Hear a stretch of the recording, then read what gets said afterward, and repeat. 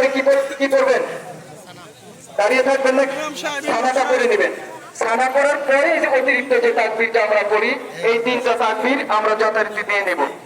এটা প্রথম রাকাত তো শেষ হবে কেরাতের মাধ্যমে। এরপর দ্বিতীয় রাকাতে গিয়ে আমরা যথারীতি কেরাত হবে। তারপরে অতিরিক্ত 3টি তাকবীর। তাকবীরের সময় কি হাত বাঁধবেন?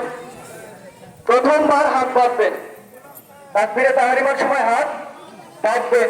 দ্বিতীয় তাকবীর মানে অতিরিক্ত প্রথম, দ্বিতীয়, তৃতীয় হাত ছেড়ে দিবেন। চতুর্থ তাকবীরে হাত বেঁধে ফেলবেন। ঠিক আছে? আবার দ্বিতীয় রাকাতেও কেরাত শেষে যখন তাকবীর হবে, তাকবীর দিবেন, হাত খোলা থাকবে, হাত খোলা থাকবে। শেষের তাকবীরে গিয়ে হাতটা বাঁধবেন, আর তারপরে তো আমাদের রুকুতে যেতে হবে। এই পদ্ধতিতে আমরা নামাজ আদায় করবো ইনশাআল্লাহ। আল্লাহ তাআলা যেন আমাদের সালাতকে কবুল করে নেন। আমরা সকলে বলি আমিন।